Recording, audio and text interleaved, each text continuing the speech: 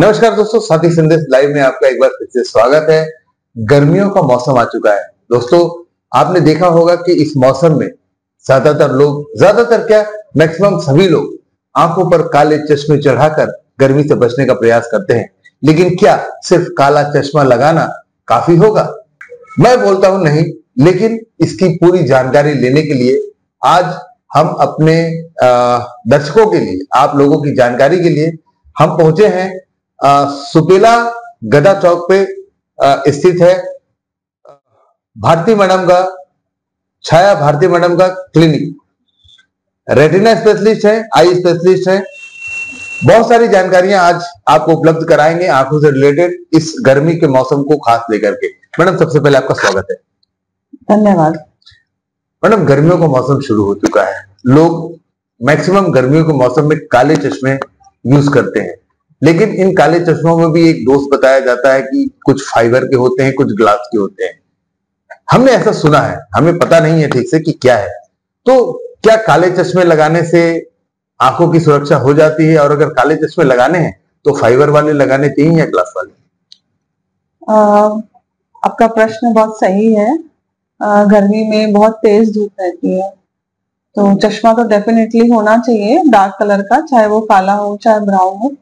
और abnormal colour मत हो, लेकिन ब्राउन और काला कलर चलेगा। फाइबर हो कि ग्लास हो, उससे ज्यादा फर्क नहीं पड़ता है। और पोलराइज्ड ग्लास है तो और अच्छी बात है, और नहीं है तो कोई भी डार्क कलर का ग्लास होना चाहिए। और ग्लास भी ऐसा नहीं कि सुबह उठ के साथ ही लगा दिए। जब तेज धूप हो जाती है 12 बजे, 12 से लेके 4 बजे तक, उस टाइम पे ही यूज करना चाहिए। सुबह सुबह मतलब लाइक 11 बजे तक तो आपको जरूरत ही नहीं है ग्लासेस की। एटलीस्ट 10 बजे तक तो है ही नहीं। हाँ, आप गाड़ी चला रहे हैं तो बात अलग है, पर पैदल चल रहे तो जरूरत नहीं है। और 4 से 5 बजे तक भी ऑप्शनल है, कंपलसरी नहीं है। हाँ, 5 बजे के बाद ना ही लगाएं, नेचुरल लाइट में रहें तो बहुत अच्छा है आंखों के लिए, आंखों के आगे से लेके पीछे तक के भाग के लिए। और बाकी ये है कि बहुत तेज गर्मी के कारण आपका जो आंख सूख जाती है, और अगर सूरज की तरफ डायरेक्टली ना देखें नहीं तो पर्दा भी जल सकता है, तो उन सब से आपको ये चश्मा बचाएगा। गर्मियों में आंखें सूखती है, जिस प्रकार आपने देखा होगा कि आपके कंठ सूखते हैं, होंठ सूखते हैं, पानी की प्यास लगती है, उसी प्रकार आंखों में भी एक तरल पदार्थ होता है, पानी होता है, जो गर्मियों में सूखता है। इसे बचाने के लिए जरूरी है कि हम डार्क कलर के चश्मे उपयोग करें। मैडम, स्पेशल केयर की बात करें, जैसे बताया आपने सुबह उठते के साथ हमें चश्मा नहीं लगाना चाहिए। एक विशेष क्या हम अपनी आंखों के लिए कर सकते हैं? गर्मियों के मौसम हो या जो भी मौसम हो, आंखों को अगर हमें बचाना है तो सुबह उठने के साथ हमें क्या करना चाहिए, और किस तरह से अपनी आंखों की देखभाल करनी चाहिए? सबसे पहले सुबह उठते साथ ही रूम का या वॉशरूम का लाइट नहीं ऑन करना चाहिए, मोबाइल नहीं देखना चाहिए, टीवी नहीं ऑन करना चाहिए, लैपटॉप वगैरह नहीं ऑन करना चाहिए। नेचुरल लाइट में खिड़की के पर्दे हटाकर खिड़की खोलिए, पर्दे हटाइए और नेचुरल लाइट को आने दीजिए। कोशिश करें कि सुबह के टाइम पे 5 बजे, 6 बजे, 7 बजे, और उसके बाद आंखों को पानी से धोएं, और धोते साथ ही पहले बाहर निकलना चाहिए। बाहर निकल के मुंह वगैरह धो के आंखों की नींद जो है वो धीरे धीरे धीरे धीरे आंखों मतलब उड़ने देना चाहिए। एकदम से लाइट ऑन करते हैं तो हमारी नींद सडनली उड़ जाती है, और वो हमारे हार्मोन्स के लिए अच्छा नहीं होता।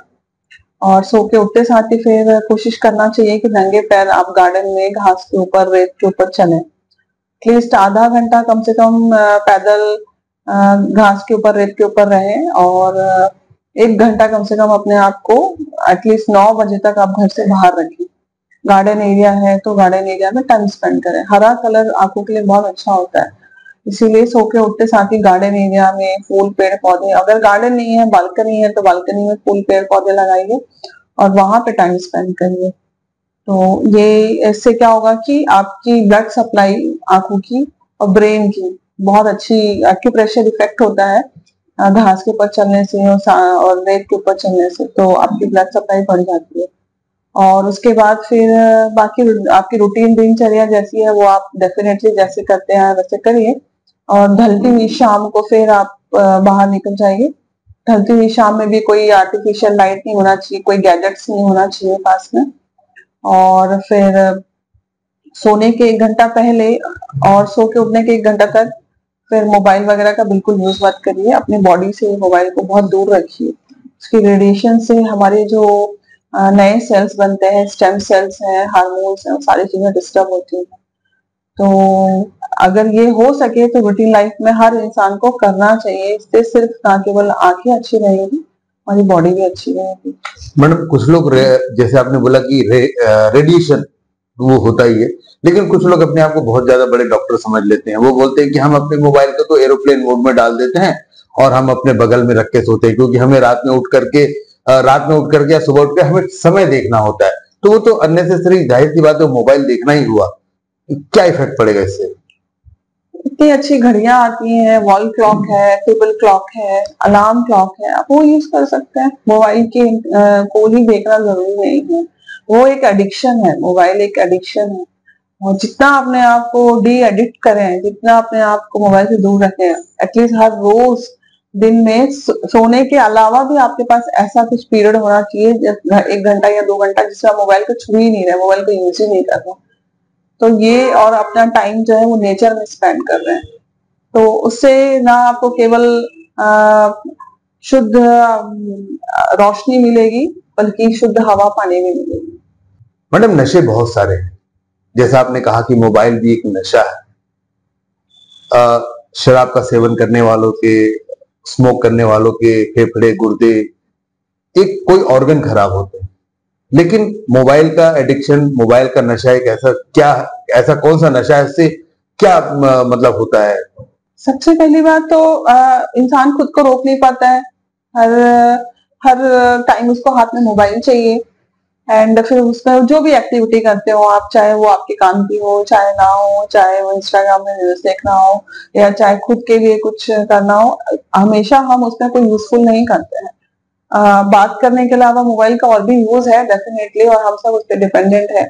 लेकिन मोबाइल अगर पास में रखते हैं तो उसकी वेवलेंथ से, उसकी रेडिएशन से हमारी हार्ट बीट्स डिस्टर्ब होती है, हमारे उसकी लाइट से हमारी आंखों के थ्रू हार्मोन्स डिस्टर्ब होते हैं। मेलाटोनिन हार्मोन जो हमको स्लीप में हेल्प करता है वो डिस्टर्ब हो जाता है। ब्रेन पे कितना असर पड़ता है? तो जैसे ही मेलाटोनिन हार्मोन डिस्टर्ब होता है, आपने देखा भी होगा जब भी हम मोबाइल देखते सोते हैं हमको तुरंत नींद नहीं आती है, हमको 1 घंटा और टाइम लगता है, क्योंकि हमारा जो मेलाटोनिन हार्मोन है वो डिस्टर्ब हो जाता है। हमारी स्लीप सर्कैडियन रिदम जो है वो डिस्टर्ब हो जाती है। तो जब वो डिस्टर्ब होती है तो प्रॉपर स्लीप नहीं होती है, और प्रॉपर स्लीप नहीं होती है तो हार्मोन्स डिस्टर्ब होता है। और उसकी वजह से फिर धीरे धीरे होती हैं चीजें, एक दिन में नहीं होता। लेकिन फिर ऐसा भी एक टाइम आ जाता है कि इंसान का फिर वेट गेन, हार्मोनल डिस्टर्बेंसेस, फिर डायबिटीज, और ये भी पॉसिबल है कि धीरे धीरे वो इतना एडिक्ट हो जाता है कि डिप्रेशन में भी हो सकता है। मेरे पास एक पेशेंट आया था, उसने कोविड में पूरे 1 साल 24/7 मोबाइल देखा है। थोड़ा मोड़ा सोता था, मोबाइल पे गेम खेला करता था, उसकी आंखों की रोशनी लगभग खत्म हो गई है। तो वो अब, और जब ऐसी कंडीशन में आप आ जाते हो तो उस रोशनी को सुधारा नहीं जा सकता। जैसे ऑप्टिकल फाइबर होते हैं, ऐसे हमारी आंखों में भी, रेटिना में भी ऑप्टिकल फाइबर्स होते हैं। इतना एक्सेसिव यूज करने से वो ऑप्टिकल फाइबर डैमेज हो जाते हैं। पर जो हमारी लाइफ में जो बाहर ऑप्टिकल फाइबर है वो तो रिप्लेस हो सकते हैं, पर आंख के ऑप्टिकल फाइबर रिप्लेस नहीं हो सकते। तो इसलिए मेरा सुझाव है कि नेचर के साथ चलें, और मॉर्निंग में जब इतनी अच्छी लाइट रहती है तो उसमें अपना टाइम स्पेंड करें, और शाम शाम को भी अपना टाइम स्पेंड करें नेचर के साथ में। और उसके बाद पूरा दिन आपका है, आप अपना दिनचर्या संभालिए, और मोबाइल के साथ भी आपके जो काम होते हैं वो करिए। आजकल माँ बाप बहुत परेशान है अपने बच्चों से, आप भी जानते हैं, आपके पास भी आते होंगे लोग, यही बस बच्चों की आंखें खराब हो रही हैं, कारण सिर्फ मोबाइल। उन माता पिता को कोई एक ऐसा सजेशन जिससे बच्चों की मोबाइल की आदत छूट जाए और बच्चों की आंखें बचे? दूसरों को कुछ एडवाइस देने से पहले ये जरूरी है कि खुद पे अमल करें। वो भगवान बुद्ध की आपने कहानी सुनी होगी ना, कि वो बच्चे को, एक माँ को बार बार बुलाते हैं सिर्फ ये बोलने के लिए कि बस बेटा तुम गुड़ मत खाना। तो माँ बोलती है ये तो आप पहली बार में ही बोल सकते थे, तो उन्होंने कहा पहले मैं खुद तो गुड़ छोड़ दूं। तो वैसे ही है कि अब बच्चों के साथ माँ बाप को खुद टाइम स्पेंड करना चाहिए और उनको दूसरी एक्टिविटीज में लगाना चाहिए, चाहे स्पोर्ट्स एक्टिविटी हो, चाहे ड्राइंग हो, चाहे पेंटिंग हो, चाहे पढ़ाई हो। और टीवी भी देख रहे हैं तो साथ में बैठ के देखें। मेरी एडवाइस है कि कोई भी चीज जो टीवी में पॉसिबल है उसको टीवी में देखिए, उसको मोबाइल में मत देखिए, क्योंकि आपका जो फील्ड है वो कम हो जाता है, तो उससे और ज्यादा डैमेज है। तो बेटर है कि आप जितना हो सके बच्चों के साथ टाइम स्पेंड करें, मतलब अपने ऑफिस के अलावा जब आप मोबाइल में एंटरटेनमेंट देखना करना चाहते हैं तो वो एंटरटेनमेंट आप बच्चों के साथ करें।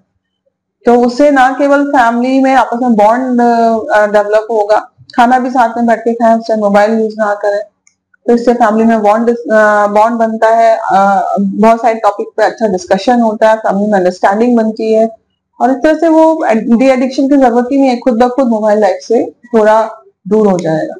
मैडम का साफ कहना है कि आज बच्चे जो मोबाइल के एडिक्ट हो रहे हैं उनका साफ साफ वजह है पेरेंट्स का समय न देना।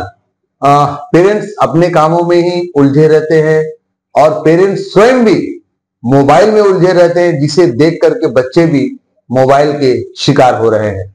और अगर बच्चों की आंखों को बचाना है तो मोबाइल से दूर करना ही पड़ेगा। मैडम एक सवाल और लूंगा मैं।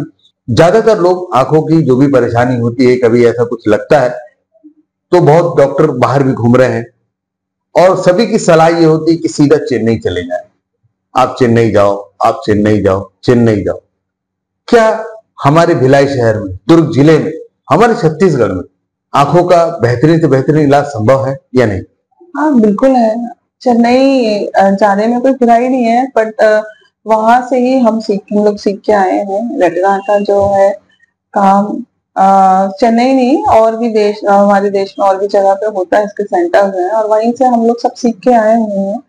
हाँ, ऐसा नहीं कहूंगी, आप और सेकेंड ओपिनियन ले सकते हैं और अगर आप अफोर्ड कर सकते हैं तो ठीक है, आप चेन्नई जाइए, लेकिन आफ्टर ऑल जो रिजल्ट है वो रेटिना किस प्रकार की है, कितनी डैमेज हो चुकी है उसके ऊपर डिपेंड करता है। फिर चाहे आप कहीं भी ऑपरेशन कराइए, अगर रेटिना हेल्दी है तो वो रिजल्ट कहीं भी आ जाएगा और रेटिना हेल्दी नहीं है तो रिजल्ट कहीं भी नहीं आएगा। फिर आप चाहे चेन्नई जाइए या अमेरिका जाइए।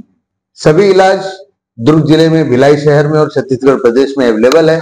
किसी भी व्यक्ति को आंखों की परेशानी के लिए, आंखों के संबंधित इलाज के लिए कहीं भी जाने की जरूरत नहीं है। हाँ, ये अपना अपना सोच हो सकता है कि हमें वहीं आराम मिलेगा तो वो जा सकते हैं। अगर आपके पास उतने पैसे हैं खर्च करने के लिए तो जा सकते हैं, अन्यथा भिलाई बेस्ट डेस्टिनी है आंखों के इलाज के लिए। और मैडम जो हमारे साथ में है, मैडम आपकी क्लिनिक कहाँ पर है और किस किस तरह के इलाज होते हैं वो बता दें। मेरा हॉस्पिटल है ये गदा चौक के पास में है, बॉम्बे ढाबा के पास में, और इसमें मोतिया से लेके ग्लाकोमा से लेके रेटिना की सर्जरी पॉसिबल है, सभी प्रकार की। मैडम आपका बहुत बहुत धन्यवाद। हमारे दर्शकों को आपने बहुत अच्छी जानकारी दी। इस जानकारी से जरूर ही हमारे जो दुर्ग भिलाई के जो हमारे दर्शक हैं उनको फायदा पहुंचेगा। आपका बहुत बहुत धन्यवाद। आपका भी बहुत बहुत धन्यवाद।